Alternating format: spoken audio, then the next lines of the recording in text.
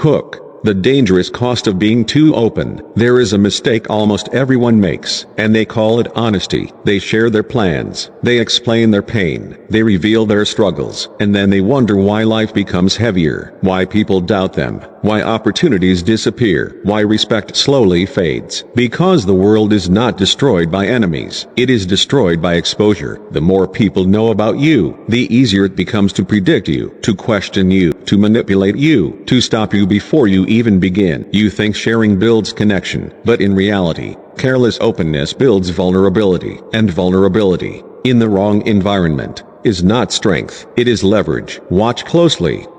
People smile when you talk, they nod when you explain, they encourage you to open up, but what they are really doing is observing, measuring, collecting pieces of you, and once they understand you, you are no longer dangerous. Power has never belonged to the loud, it has always belonged to the unreadable. The most effective people in history did not announce their moves, they did not explain their transformation, they did not seek approval before acting. They moved quietly, they built privately, and by the time the world noticed, it was already too late to stop them. This is not about becoming cold, this is about becoming controlled. This is not about hiding, this is about protecting what is still growing, because once something is exposed too early, it rarely survives. Today, you are going to understand the 7 things you must never reveal. If you want to maintain respect, protect your direction, and move through life with real control. Not everything deserves to be shared. Not everyone deserves access to you. And once you learn this, you stop talking so much, and start becoming someone impossible to interfere with. Part 1. Never reveal your next move. Silence is not empty. Silence is preparation. Most people sabotage their own lives not through failure, but through premature exposure. They talk about what they are about to do. They announce the business before it exists. They describe the transformation before it begins. They explain the vision while it is still fragile. And the moment they do that, something shifts. The energy that was supposed to build momentum gets redirected into explanation. Instead of working, they start defending. Instead of executing, they start convincing. Instead of progressing, they start answering questions. And questions are dangerous. Are you sure that's a good idea? Why would you risk what you already have? Do you really think that will work? Isn't that unrealistic? These don't sound like attacks. They sound like concern. But doubt does not have to be loud to be destructive. It only has to be planted. A single seed of hesitation can delay action for months, sometimes years, sometimes forever. The fragile stage no one respects. Every goal has a phase where it is weak. Not wrong, not impossible, just unfinished. This is the stage where you are learning, adjusting, failing privately, correcting yourself. It is the most important stage of growth, and it is also the stage that cannot survive public opinion, because people judge beginnings as if they were endings. They don't see what you're building, they see what you haven't proven yet, so they measure your future using your past. You've never done something like this. You're not that type of person. Stick to what you know. They are not evaluating your vision. They are protecting their comfort. Your change forces them to confront their stagnation, and most people would rather slow you down than question why they never move themselves. Talking feels like progress, but it isn't. There is a psychological trap hidden inside sharing your plans. When you tell people what you're going to do, your brain receives a small reward: approval, attention, validation. It feels like progress, but nothing has happened yet. No work, no sacrifice, no discipline. Just words. And the brain, unable to tell the difference between applause and achievement, relaxes. That fire you needed, it weakens. That urgency, it disappears. You feel like you already started, so you delay actually starting. This is why so many loudly declared goals quietly die. They were celebrated before they were built. Information changes how people treat you. The moment you reveal your next move, people stop interacting with who you are and start reacting to what you might become. Some will compete with you. Suddenly they are pursuing the same thing, not because they wanted it, but because you said it first. Others will try to manage you. They give advice you didn't ask for, warnings you didn't need, limits you never accepted, and some will subtly hope you fail, not out of hatred, but because your success would create distance between their life and yours. This is the quiet tension nobody talks about. Growth changes relationships, and people sense that before you even begin, so they unconsciously resist it. Real power moves without announcement. Look at anything truly effective in life. It rarely begins with noise. A building is not constructed by talking about architecture. Strength is not built by discussing workouts. Skill is not formed by explaining intention. It is formed in repetition no one sees. Quiet mornings, unnoticed discipline, boring consistency. The outside world only sees the result and calls it sudden, but nothing powerful is sudden. It is simply hidden during its most important phase. When you speak too soon, you invite interference. Once people know what you are about to do, they begin reacting to it. They may question it, delay it, compare it, redirect it. Even their curiosity becomes friction. You now have to update them, explain changes, justify decisions. Your path becomes crowded with unnecessary voices. But when no one knows, there is nothing to interfere with. No opinions, no expectations, no pressure to perform before you're ready. Just movement.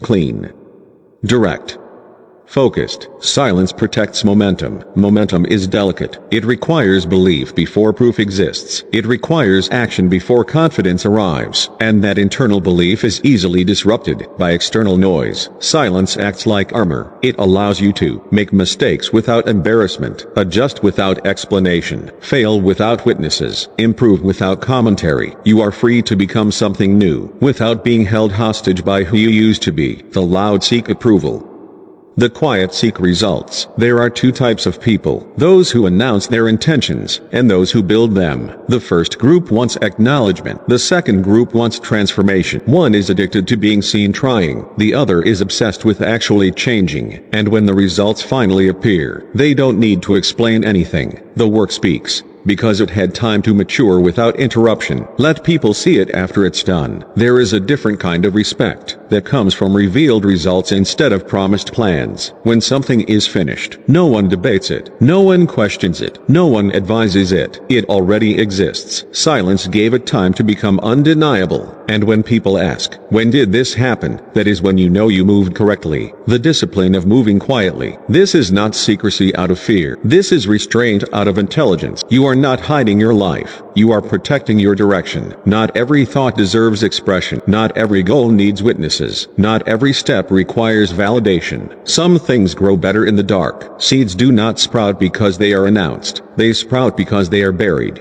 and protected. So from now on, stop narrating your evolution. Stop explaining your intentions. Stop announcing what has not yet been earned. Work. Adjust. Build. Repeat. Let them see the outcome, not the process. Because once you understand this, you realize something most people never learn. The less you say about your next move, the harder it becomes for anyone to stop it. Part 2. Never reveal your weakness, your income, or your private conflicts. Control is not just about what you do, it is about what you allow others to know. Most people don't lose power because they lack talent. They lose it because they expose the parts of themselves that should have been handled in private. They confuse expression with strength, confession with growth, visibility with authenticity. But the world does not reward exposure, it studies it. And once people see where you are vulnerable, they never fully unsee it. 1. Never reveal your weakness while you are still mastering it. Everyone has fears. Everyone has insecurities. Everyone has areas where they are still learning how to stand. That is normal. What is dangerous is displaying those unfinished battles to people who are not invested in your growth. Because most people don't help carry your weakness. They remember it, not maliciously, always, but permanently. The moment you say, "I struggle with this," you define yourself in their mind. Even after you improve, even after you outgrow it, they still interact with the version of you that confessed. People freeze others in their weakest moment, not their strongest one. So while you are building discipline, while you are correcting flaws, while you are learning emotional control, do it quietly. Let them meet the refined version, not the construction site. Strength is respected, recovery is often pitied, and pity quietly erodes authority. Handle your battles internally first, then show the world the result. 2. Never reveal your income or financial position. Money changes how people behave around you faster than success ever will. The moment people know what you earn, you stop being a person in their eyes. You become a number. Some will compare themselves to you. Some will expect things from you. Some will feel entitled to your resources. Some will resent you without admitting it. Nothing about you changed. But now every interaction is filtered through calculation. If they think you have more, they may depend on you. If they think you have less, they may dismiss you. If they think you are rising, they may compete with you. All of this noise is unnecessary. Financial information is one of the simplest ways to lose freedom in relationships, because once expectations attach to you, they are difficult to remove without conflict. Silence keeps interactions clean. People deal with you based on character, not assumption. They cannot pressure what they cannot measure. They cannot manipulate what they cannot see. Real stability is quiet. It doesn't need witnesses. 3.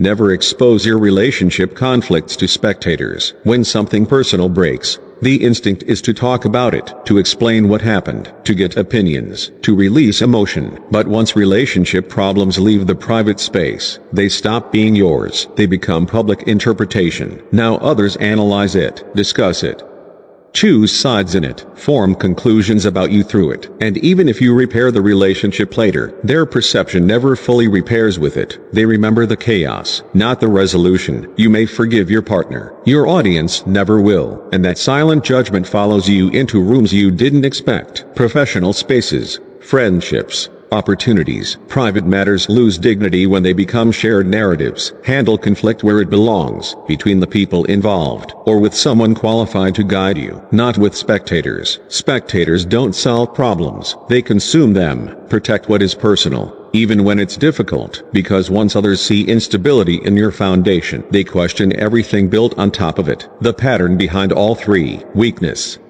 money, emotional conflict. They seem unrelated, but they all create the same outcome when revealed carelessly. They give others a way to define you before you define yourself. And once people form that definition, you spend years trying to outgrow something that could have remained unknown. Privacy is not secrecy, it is strategy. You are not hiding your life. You are deciding which parts are still under construction. Not everything deserves an audience. Not everything benefits from discussion. Some things gain strength only when they are protected long enough to stabilize. The most composed individuals you will ever meet are not the ones with no struggles. They are the ones who chose carefully which struggles the world was allowed to see. They solved first, spoke later, or never spoke at all. Part 3. Never reveal your long-term vision or your deepest regrets. By now you understand something most people never realize. Power is not only built by what you do, it is preserved by what you do not reveal. There are things that must remain private, not because they are shameful, but because they are sacred. The final mistake people make is exposing the parts of their life that are still forming their identity. And once those are exposed, others begin shaping them for you. 1. Never reveal your long-term vision too early. Short-term plans can be discussed, logistics can be shared, but your long-term vision, the person you are becoming, the life you are constructing, must remain protected, because long-term goals are not understood by people living short-term lives. When you explain a 5-year transformation to someone focused on next weekend, they cannot see possibility. They only see risk, so they shrink your vision to match their comfort. Why not do something safer? Why go that far? Isn't that too ambitious? And without realizing it, you begin editing your future to make it acceptable to people who were never meant to live it. Great change requires a period of isolation, not physical isolation. Mental independence. If too many voices enter while your direction is still forming, you start negotiating with doubt instead of executing with clarity. A vision grows stronger in silence. It allows you to act boldly, without defending yourself at every step. Once it becomes real, once it stands on its own, then it needs no explanation. Results translate better than dreams ever can. 2. Never turn your past regrets into public identity. Everyone has a past they would not repeat. Mistakes,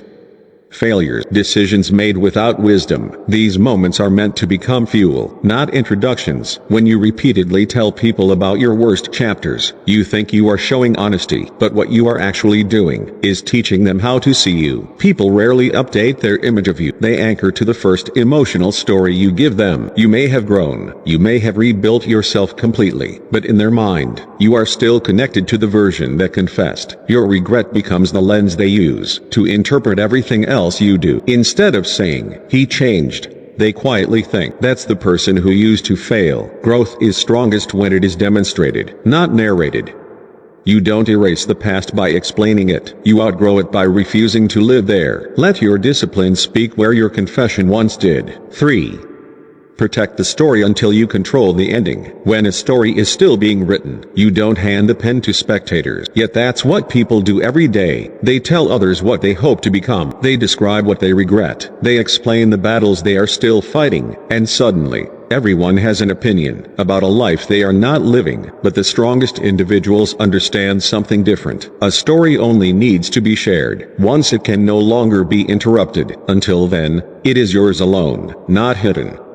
Not denied, just protected. Silence is not emptiness, it is direction. There is a kind of confidence that does not speak often. It doesn't rush to explain itself. It doesn't need constant validation. It doesn't narrate its growth to feel real. It simply works, quietly correcting mistakes, quietly improving habits, quietly building something stronger each day. And then one day, the change becomes visible. People call it sudden, they call it luck, they call it transformation, but they never saw the silent years that made it possible, because silence was doing its job. The discipline most people avoid. Talking is easy, explaining is easy, sharing is easy, restraint is difficult. It requires you to carry your own vision, without applause, to handle your own correction, without sympathy, to trust your direction, without constant reassurance. But that difficulty is exactly what makes it powerful. When you stop explaining yourself to everyone, you start answering only to your standards, and that is where real control begins. The 7 things you now guard. So remember what must remain protected. Your next move, so it cannot be blocked. Your weaknesses, so they can become strengths privately. Your income, so it cannot change how people treat you. Your relationship conflicts, so they cannot become public narratives. Your family struggles, so they don't define your identity. Your long-term vision, so it grows without interference. Your deepest regrets, so they fuel you instead of labeling you. This is not about distrust. It is about discipline. Not everyone is meant to access every layer of your life. And the more intentional you become about what you share, the more intentional your life becomes overall. Final thought: most people move loudly and wonder why they are constantly resisted. A few learn to move quietly and discover that progress meets far less opposition. Not because the world changed, because they stopped giving it unnecessary entry points. Guard what is still growing. Build before you speak. Strengthen before you display. Arrive before you announce. And let your results introduce you, long before your words ever try to.